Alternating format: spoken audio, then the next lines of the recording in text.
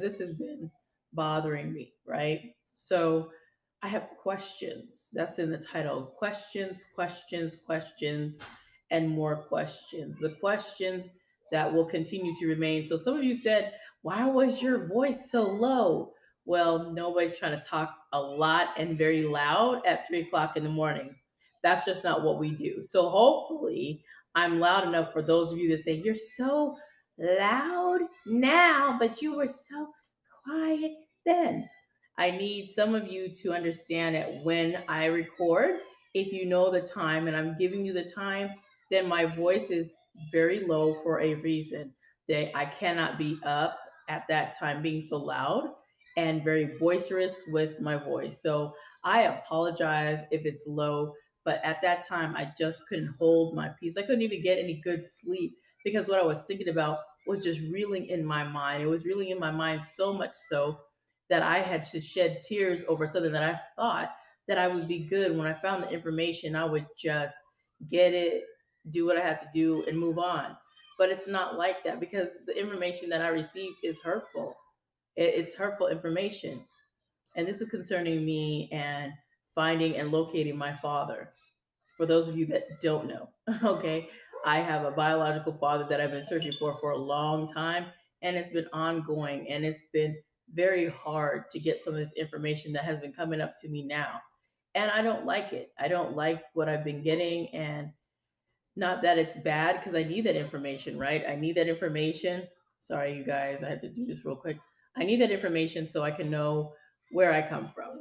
I need that information so I can get some questions answered. But I have questions and more questions, and still yet more questions. I have more questions than I have answers. And I have stories and I have narratives, and I have more stories and more narratives and more lies in the stories.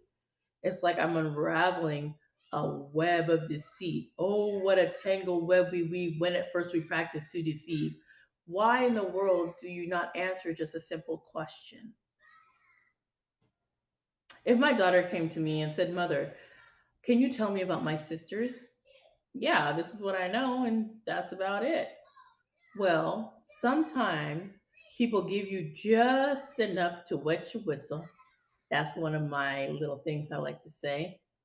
Just enough to appease you and then to go about your business so that you don't ask anymore. But see, when something like this, it keeps on bothering you, keeps on haunting you, and it keeps on haunting you. People think that when they've given you something that you'll just drop it and it will just go away like a bad eraser marker or something. They think you're just gonna white it out and blot it out. There's no way that's going on. There's no way to blot out, bleed out things like that. And that is a continuous thing that I'm going to have to deal with. So now I have to figure out how I'm going to do that. And I got a call coming in, but I'm not going to take it right now because I need to get this off my chest. And I found out for me that when I don't get things off my chest, my body wreaks havoc on me. And because I had been stuffing and stuffing for so long, Bell's palsy was my little curse for me when I went back into a home that was, of course, with domestic violence, with, of course, James Robert Drake. Let's put that out there because I got to remember to do that, right? There's transparency that needs to happen, and there needs to be conversations of real things. There's reasons why people can't get answers within the church because we have family members and we have friends sometimes that don't give us the truth. And then you're hurt at church because it's something that you are already vulnerable to within your own family and your own dynamic of which you live. That hurt runs deep. Okay. And until we start addressing the real issues within the community, which for me is the African American community, and stop pussyfooting around on things that are lies and tell the truth, we're never going to be able to be unified in any of this because we want to be a unified people when we sitting up there lying to each other over the most simplest of things. No wonder we're not united. And I have been holding my tongue within the Black community for myself. I'm not an activist, nor am I an advocate, but I see our community. We are so divided over the most simplistic of issues. We can never come together. That's why you look at other ethnic groups and they're rising together. They're helping each other. And yet, and still, we are not. Why? Because there's too many people that want to be the head and nobody wants to be the tail. Nobody wants to be the foot. Nobody wants to be anything else. They want to lead. We can't all lead. Somebody has to take a different position, and we all have to work together. That means laying down your pride. Pride, that word pride, the sinful word pride, which is a sin, which is pride. Okay, don't be prideful, don't be proud, because that's why there's things that can't move a notch. Why haven't things moved in 60 years and all of this? Because we as a people will get it together. You can't be upset when the needle's not moving. I can't get upset. And just like I was watching today, this gentleman said, "You want to talk about your ancestor, but you don't even know who your own daddy is." Now that hurt, but he was talking real because that's me. I don't want to talk about my ancestors because sure as heck I don't know them, because I definitely don't know who my dad is. I'm just still trying to figure that out. But then you want to be unified. On what grounds are we unified? How are we going to be unified? How are we going to move this stuff? We want to talk about all these different things and issues in the community, and rightfully so, because they exist. Fatherlessness, reparations, all of this stuff, all of this stuff that we've been seeing for years. But nobody is understanding that this stuff starts in the home. The home starts this, because at home is where your first community is. And then it spills out into other places. If you can't get it right at home, what makes you think you're going to move the community and a whole people forward? That's why there's only some people working to move the needle. There's only some of us working, because the rest of us are sitting like, not my problem. I'm good over here. You only care about your family, and that's cool. Do you, boo boo? But if we're all trying to move together, then we all have to move together. If you don't want to, then let us stay divided and stop talking about stuff that we're not going to do anything and we're not moving anything. You guys are running around here, got all different types of narratives. We have narratives that we run in our own community, not just the family, but in the community. So of course, I understand there was a narrative ran to me. So of course, it would be run to the community. You think all black men don't take care of their kids? That's a narrative that's been pushed. You think all black women are on Section 8 and welfare? Another narrative that's been pushed. Is that true for all black women and all black men? No. But we will run with that narrative. Now, we are an amazing people. And I don't know what I'm saying all of this for right now, because I'm super just livid about how I have had to discover some things that could have been taught to me 4 decades ago, right? But it still comes up, it's still coming up, and it's still bothering me. And it keeps bothering me to the point that I can't shake it. So I'm gonna have to keep doing lives until I get it up and out of my system. And if you have a story inside you, you have to tell it. I believe that came from William Faulkner, but I'll have to go check that quote again. I might be even paraphrasing it, but it doesn't matter, because there's stories that we have inside of us that need to come out, and we need to start talking. There's too much hiding of everything. There's too much hiding and secrecy.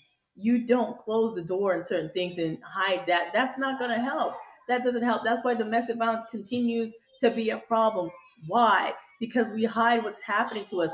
We're quiet about it. You got to speak up and speak out. If you don't speak up and speak out, it will continue to happen. And people will be ignorant and say stuff like, "It wouldn't happen to me because I would punch old boy in the face." And a man might say, "It will never happen to me because I'm a man and I will never take that, and she'll never put hands on me." We speak from places of ignorance, and we speak from places of naivete. You speak from a place you don't understand, and you comment on things you have no clue about. Don't comment on things you have no idea about and you haven't lived it. You may have watched somebody be in it, but until you have experienced it, you can't comment. We comment on things that we have no idea about, and it's sad.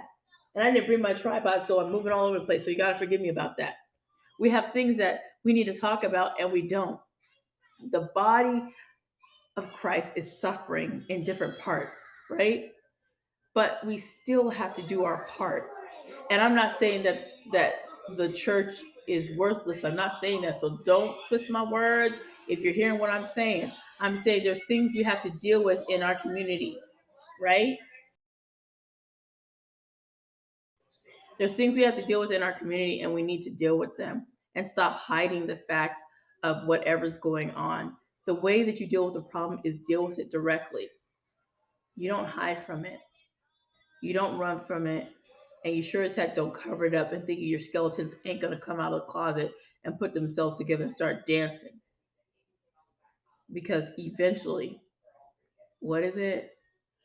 The roosters come home or the chickens come home to roost, whatever that saying is. We cannot continue to do this to ourselves as believers and as regular people. Be honest and have integrity and share what it is that you have to. No matter how hard it is, you have to do that. I've had to share some hard things and it wasn't easy for me.